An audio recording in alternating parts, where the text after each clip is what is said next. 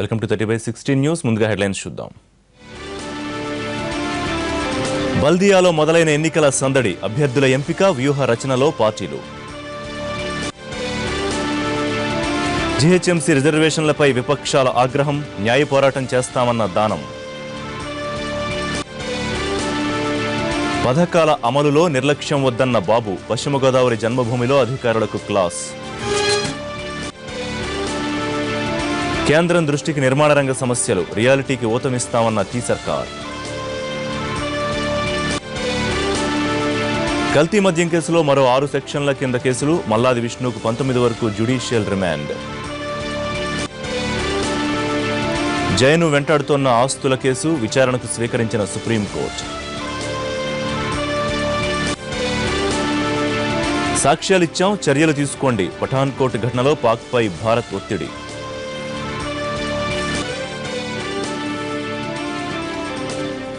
GHMC ఎన్నికల schedule విడుదలైంది. ఫిబ్రవరి 2న polling, 5న counting నిర్వహించనున్నారు. ప్రభుత్వం రిజర్వేషన్లు ఖరారు చేసిన కొద్దిసేపటికే జీహెచ్ఎంసీ ఎన్నికలకు ఈసీ నోటిఫికేషన్ విడుదల చేసింది.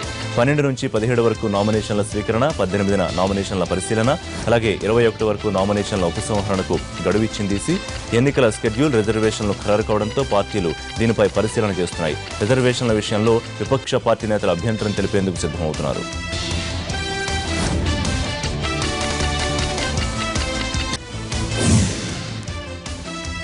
అంతకుముందు బల్దియా ఎన్నికలకు రిజర్వేషన్లు ఖరారు చేస్తూ ప్రభుత్వం ఉత్తర్వులు జారీ చేసింది. మొత్తం 150 డివిజన్లను రిజర్వేషన్లకు అనుగుణంగా కేటాయించారు. ఎస్టీ విభాగంలో మహిళలకు 1, జనరల్కు 1 చొప్పున 2 సీట్లు రిజర్వ్ అయ్యాయి. అలాగే ఎస్సీలకు 10 సీట్లు రిజర్వ్ కాగా అందులో 5 ఎస్సీ మహిళలకు, మిగతావి ఎస్సీ జనరల్కు రిజర్వ్ చేశారు. అలాగే బీసీలకు 50 సీట్లు కేటాయించగా అందులో బీసీ మహిళలకు 25, బీసీ జనరల్కు 25 వార్డులు రిజర్వ్ అయ్యాయి. ఇక జనరల్ కేటగిరీలో 44 డివిజన్లు మహిళలకు కేటాయించారు. అన్రిజర్వ్డ్ కేటగిరీలో 44 వార్డులున్నాయి. మరోవైపు మేయర్ పదవికి ఇంకా రిజర్వేషన్ ఖరారు చేయలేదు. ఎన్నికల ప్రక్రియ ముగిసిన తర్వాతే రిజర్వేషన్ ఖరారు చేసే అవకాశాలు కనిపిస్తున్నాయి.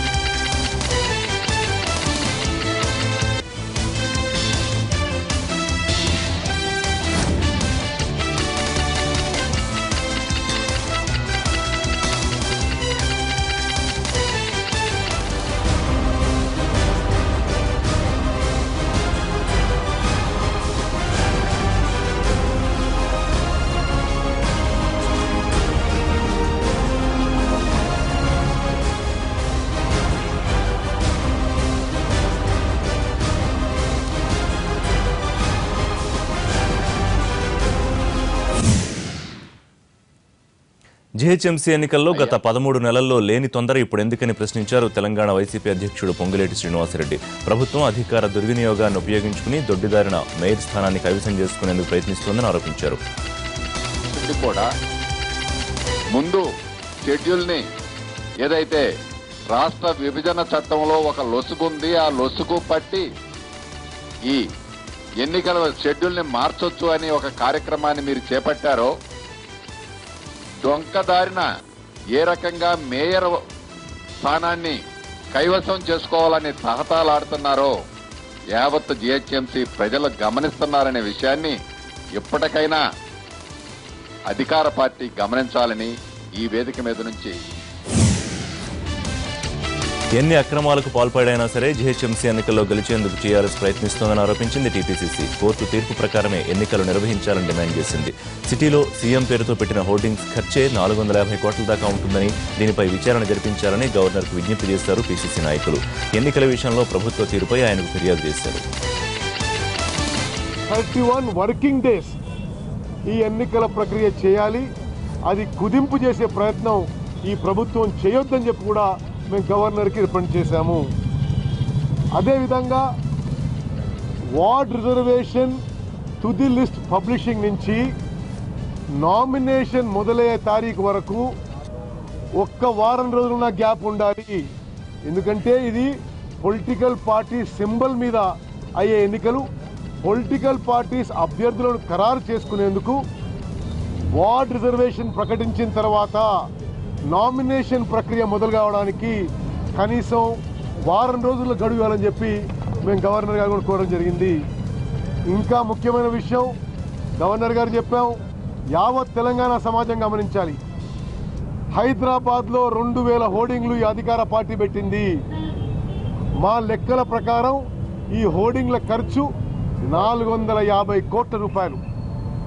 ఈ 450 కోట్ల రూపాయలు ఈ టీఆర్ఎస్ పార్టీకి ఎక్కడి నుంచి వచ్చాయో మేము గవర్నర్ గారికి అప్పీల్ చేసాం.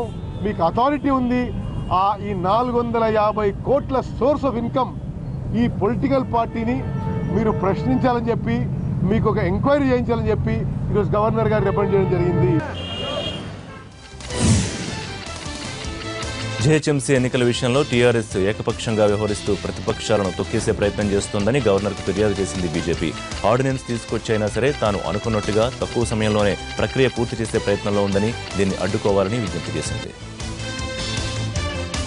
స్వచ్ఛ హైదరాబాద్ సందర్భంగా హైదరాబాద్ నిజంగా స్వచ్ఛంగా ఉండాలంటే నా బొమ్మతో సహా అన్ని తీసేయాలి, మనకు మున్సిపల్ చట్టం ఉందని చెప్పినటువంటి ముఖ్యమంత్రి గారు ఇవాళ ఈ గ్రేటర్ హైదరాబాద్ ఎన్నికలు వచ్చేసరికి నేను తప్పితే ఇంకెవరు ఉండకూడదు అనేటువంటి ప్రచారం ఇది ఎంతవరకు సబబు. అందుకనే మేము గవర్నర్ గారికి విజ్ఞప్తి చేశాము. మాకు రాత్రి వార్తలు కూడా వచ్చాయి, అవసరమైతే ఆర్డినెన్స్ ద్వారానైనా మరి ఈ యొక్క సవరించిన జీవం అనుగుణంగానే మరి తక్కువ వ్యవధిలోనే ఎన్నికలు నిర్వహించేటువంటి ప్రయత్నానికి పూనుకుంటున్న విషయానికి వార్తలు వచ్చాయి. కానీ మీ మీద నమ్మకంతో, మీ మీద విశ్వాసంతో మీరు ఈరోజు ఖచ్చితంగా ఇవాళ ముఖ్యంగా శాంతి భద్రతలు, పోలీసు వ్యవస్థ కూడా ఇవాళ ప్రభుత్వం చేతుల్లో ఉన్నది.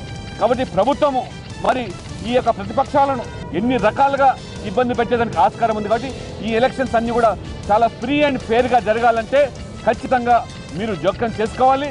ఎన్నికలు సజావుగా. నిర్మాణ రంగానికి హైదరాబాద్ కేంద్రంగా మారుతోందన్నారు సీఎం కేసీఆర్. 27వ అఖిల భారత నిర్మాణదారుల సమాఖ్య సదస్సులో పాల్గొన్న సీఎం రియల్ ఎస్టేట్ అభివృద్ధి చెందడానికి తెలంగాణ ప్రభుత్వం అన్ని చర్యలు తీసుకుంటుందని తెలిపారు. నిర్మాణ రంగ సమస్యలను కేంద్రం దృష్టికి తీసుకెళ్తామన్నారు ముఖ్యమంత్రి. We are not fighting a freedom fight now. We are all in the nation building process. We also believe that the building industry of India, whatever the kind of building it is, as the partners of the nation building process,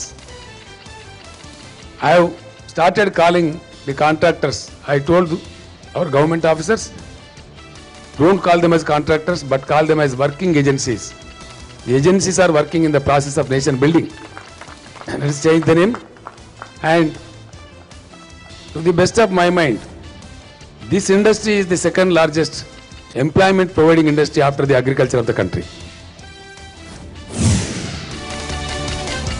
ఆంధ్రప్రదేశ్ను సుందరమైన రాష్ట్రంగా తీర్చిదిద్దాలన్నదే తన కోరికన్నారు AP CM Chandrababu. విజయవాడలో జరిగిన property షోకు హాజరైన ఆయన వినూత్న ఆలోచనలతో ముందుకు వెళ్లాలని రియల్ ఎస్టేట్ వ్యాపారులకు పిలుపునిచ్చారు. ఏపీలో రియల్ ఎస్టేట్కు మొదటి ప్రాధాన్యత ఇచ్చామని, సింగిల్ విండో పద్ధతిలో త్వరగా అనుమతులిస్తామన్నారు చంద్రబాబు.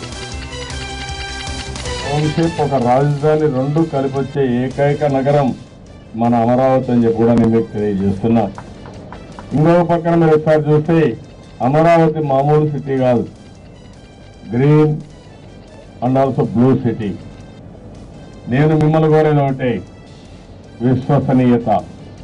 అది చాలా ముఖ్యం. తాత్కాలిక ప్రయోజనాల కోసం తెల్లవారితే టెంట్ సాయంత్రం టెంట్ తీసేస్తే మాత్రం మీరు మునుగుతారు, నాకు సమస్యలు వస్తాయి. తాత్కాలిక ప్రయోజనాలు పోవద్దండి. ఆంధ్రప్రదేశ్ రాష్ట్రాన్ని ఒక మంచి సుందరమైన రాష్ట్రంగా తయారు చేయాలని నా కోరిక. ఉండే బ్యూటిఫుల్ ప్లేసెస్ ఎక్కడా ఉండవు.